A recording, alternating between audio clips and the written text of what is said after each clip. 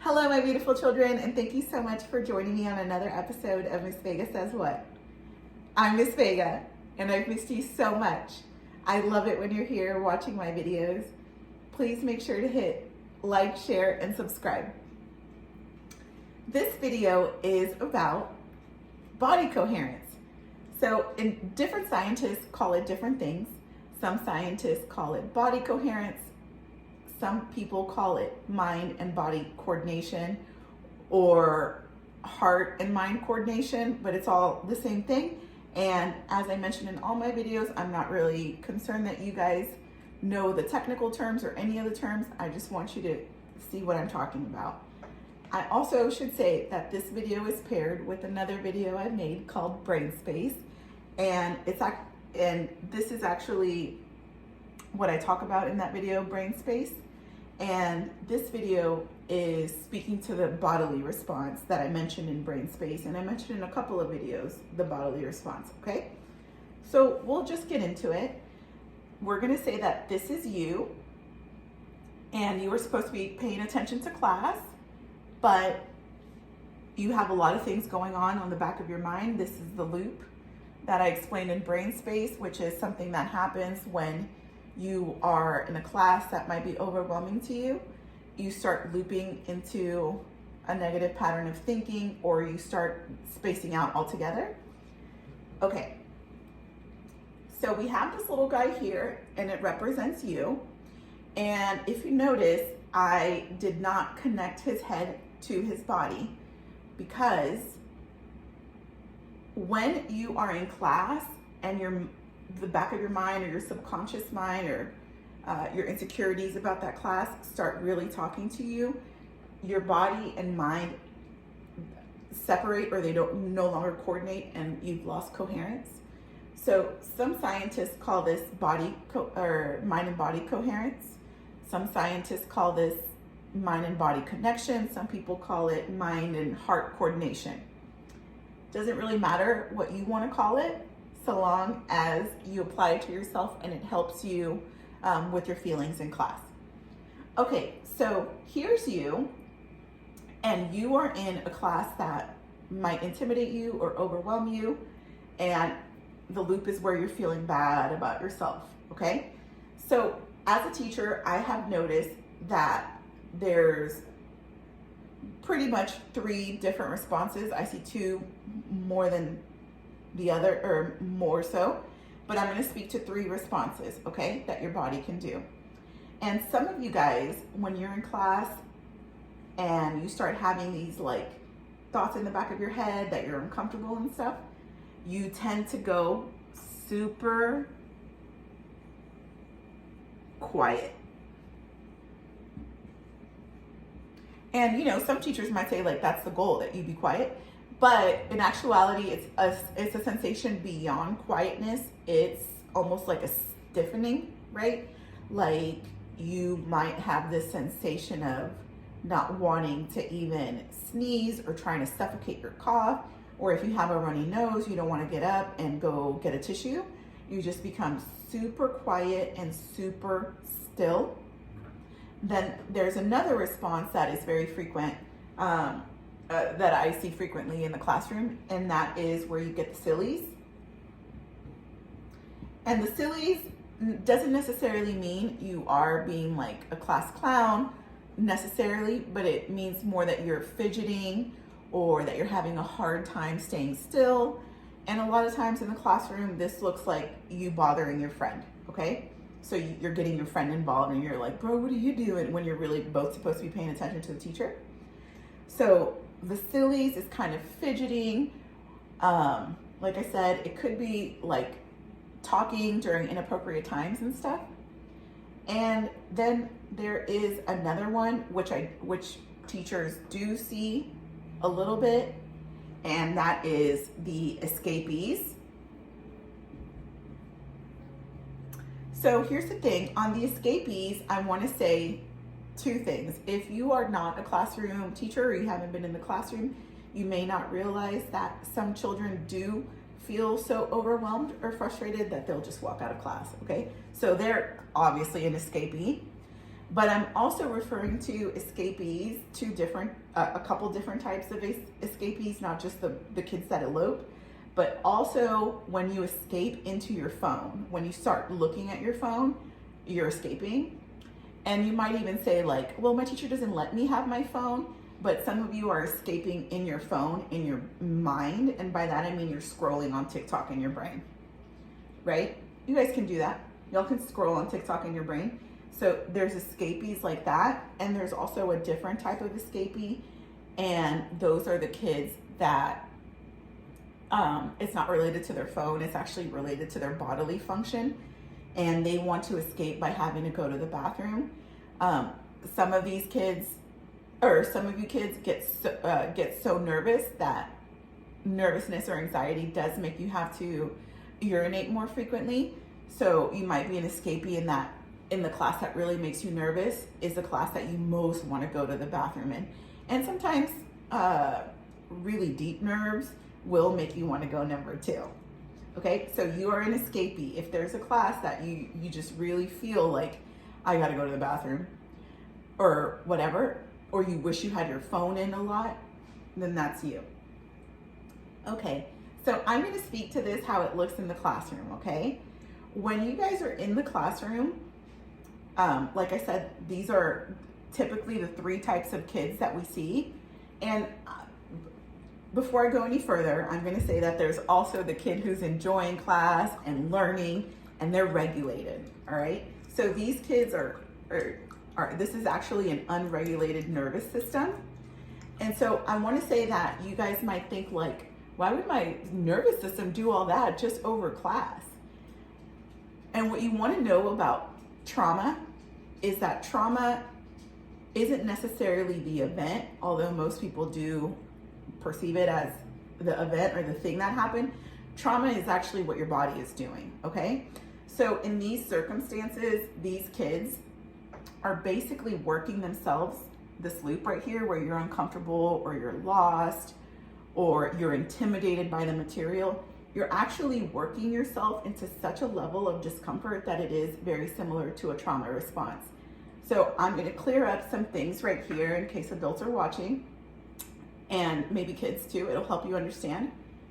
So this is like a micro trauma response because you guys are becoming so uncomfortable by the material and you're telling yourself all these negative things about yourself.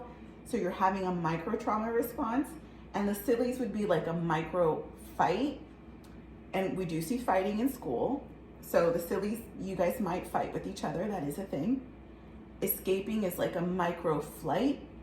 And then the super quiet kids are in micro freeze. Like they freeze in their seats. Like I said, they don't want to get up to get a tissue. They'll probably just like use their like hoodie and wipe and stuff like that. Some might even like suffocate their coughs or sneezes so they don't draw attention. And in trauma responses, there is a 4th trauma response, which is fawn, but I'm not going to speak to that because I don't really, I have a lot of experience with children and I don't really see that in children. But fawning is basically where you over-explain as if you're trying to get out of trouble. And I don't really see that too much with children, so I'm not going to include it. Okay, so when you are one of these kids, it really doesn't matter which one you are. If this video makes you feel relief, this video is for you, and you probably also know which one you are. You don't have to like say it because the solution is going to be the same for each of you. But what I want to say about these kids, the sillies, the super quiets, and the escapees, is that your body and mind have lost coherence. They have separated. That's why I've drawn it where your head and your body isn't together. You've lost coordination between your mind and your bodily response. And you might think like, okay, who cares? Like I'm thinking, math class is thinking, or whatever class is about thinking. And it is about thinking, but you can look at the opposite, which is when you have high coordination or you have coherence between your body and mind. And the opposite of that looks like athletes. Athletes have a lot of body coordination, a lot of body coherence. And so their mind thinks something, their body does it, and it works the other way. Their body has done something and their mind reinforces, oh, I can do it. So you guys are going in the opposite direction, right? And so you're losing coherence between your mind and body. And some of this material really requires a full mind experience for you to understand the material. And so I want to say that we have a brain, we have a body, and the mind is actually the combination of both of them. And the mind is actually more the body than the brain. But that'll make the video too long. So back to these kids we go.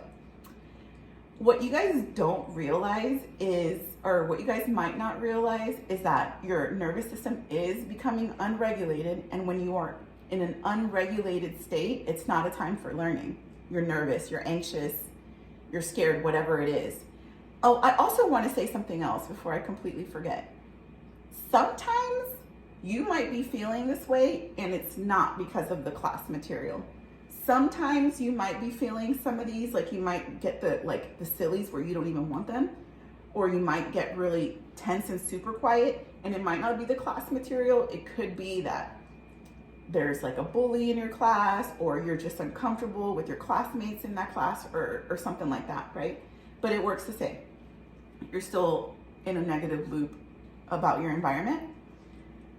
So the solution for all of these, for these types of kids, is the same. So really the labels don't matter. This is just what I call it in my head and how I explain it. But like I said, it is like a micro freeze and a micro flight and a micro fight. But I don't really want to get too hung up on that. I really want to speak to the solution. And the solution is going to be very similar for however it is that your body is responding when you're in your uncomfortable class. And by that I mean, you guys are all actually disassociated, which means that you're not present. You're not present in the moment, okay? And so this person, the super quiets, they're more disassociated with like a sense of safety. They might feel a little bit unsafe. So they feel disassociated from the rest of the class, like they're having like an out-of-body experience. The escapees want to disassociate. They want to check out. They want to not be associated with the material that makes them feel bad.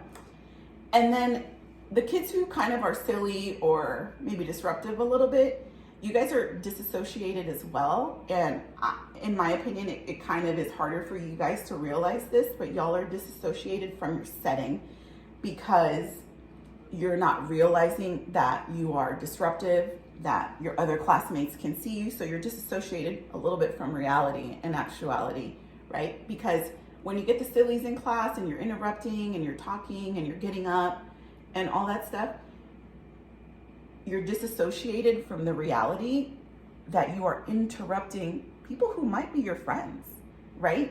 You're disassociated from realizing that you might actually seem rude in that moment. And so I think for this group, it can be a little bit tender to turn that mirror on yourself and be like, oh my gosh, I am an interruption to my classmates, right? Or I do seem disrespectful to the adults that teach me. Oftentimes you guys do.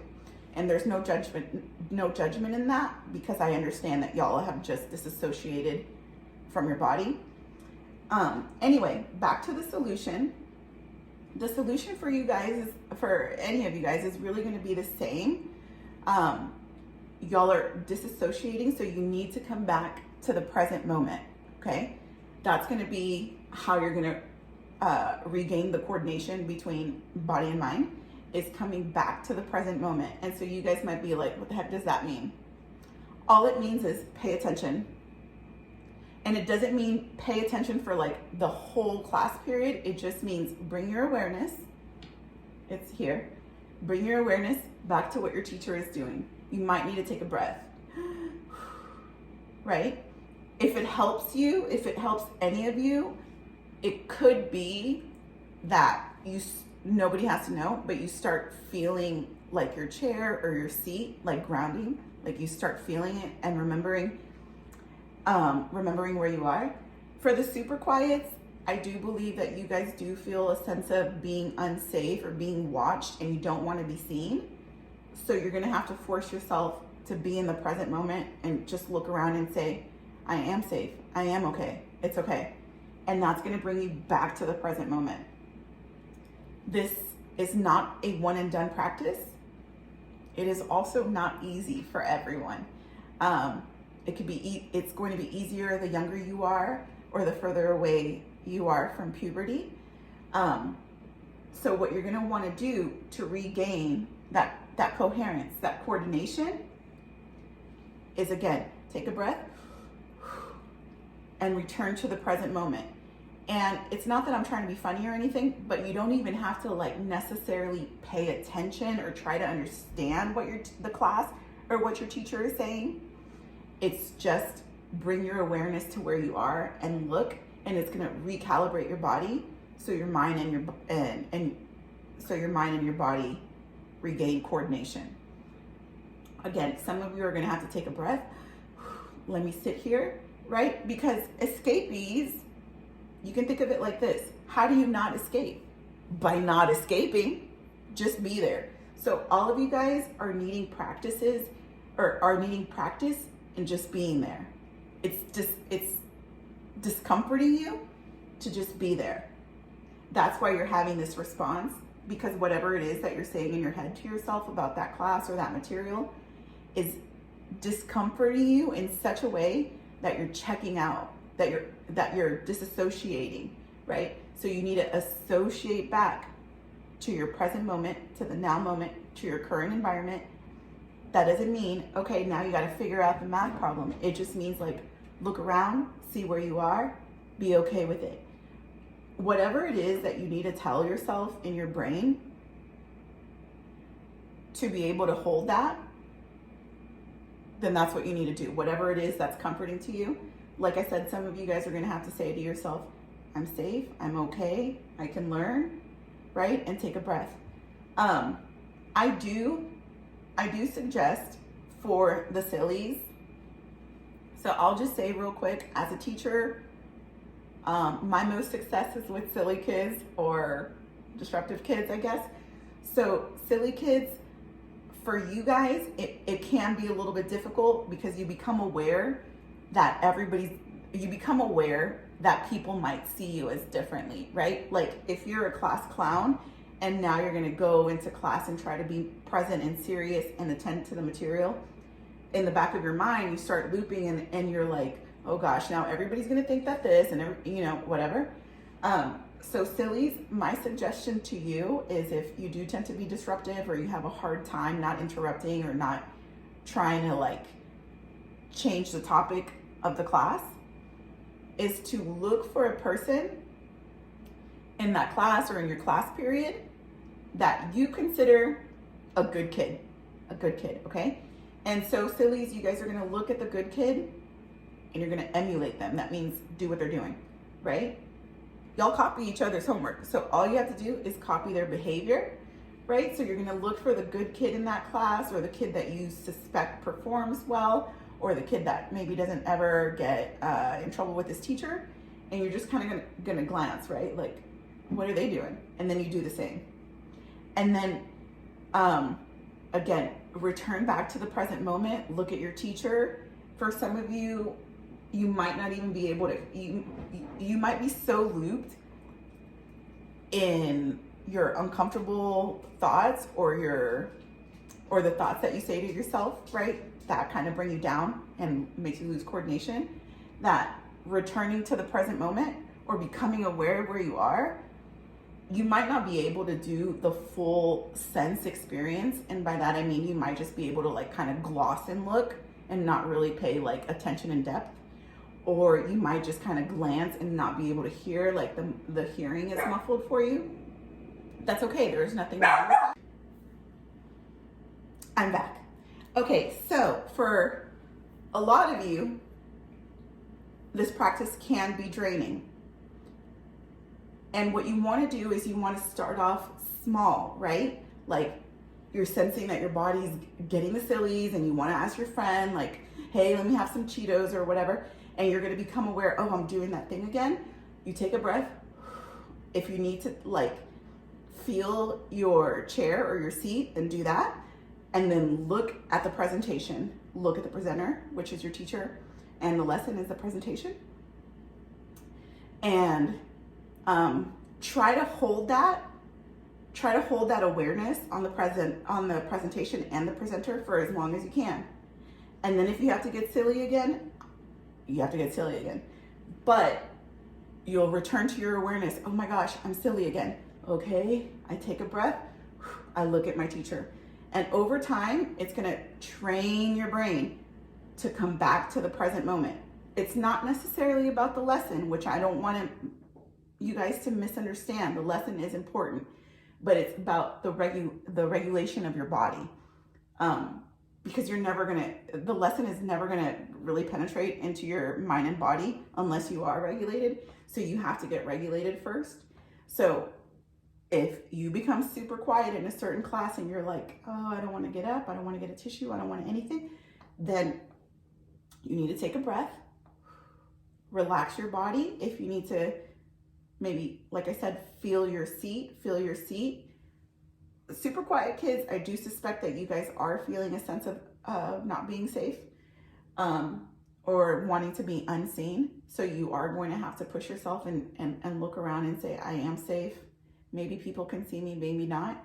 Because I will speak to this, the super quiet kids, you guys think that y'all disappear, right? Like y'all get really quiet and make yourself really small when you've become uncomfortable with the material, but you don't disappear. Your teacher and your classmates can still see you. So you want to tell yourself, okay, I'm safe, they can see me, and it's okay. And then escapees, if you're a literal escapee where you elope or you run out, the only way to not escape is by not escaping. And you're gonna take a breath. I'm gonna be here with the material, right? And if you're an escapee on TikTok, like if you're TikToking in your head, then you're gonna have to close that app in your mentality and just like close the app, close your mental TikTok app, return to the presenter and the presentation or the now moment, and that'll regulate you back into your body. That's really it. You guys, thank you so much. I do want to say that this is, again, not a one and done experience. For some of you, you will probably regain coordination between your mind and body a little bit faster. Some of you, depending on what it is that you're saying about that class or about yourself, really, it can be a little bit of a draining practice to do. So the thing about it is, if you change it for 1 second, then that's 1 second of improvement compared to yesterday, the way you behaved in that class, the way you absorbed in that class, right? And once you start having mind and body coordination or coherence, then the material is actually not going to be so intimidating to you. You're going to be more available to the material. It's not going to seem as frightening to you. Right now, you guys are just really looped in your negative thought patterns, and you're causing yourself feelings that are very similar to the bodily response to trauma in a very micro way. All right, guys, that is actually it for mind and body coherence or mind and heart coordination for kids. Again, this video is paired with a video called Brain Space, so check that one out to see what it is that you're thinking that's actually making you uncomfortable. Because I give the example that the class is overwhelming, but kids, it could be anything for you. It could be your home situation. It could be that a bully sits behind you. So you're gonna have to check out that video. But again, thank you guys so much for watching. I appreciate it very much. Please make sure to like and subscribe. But to me, the most important thing is that you share. And particularly this video, I would love it if you shared with maybe a teacher so she could understand her students more, or really whoever. Thank you guys so much for watching my videos. I appreciate it.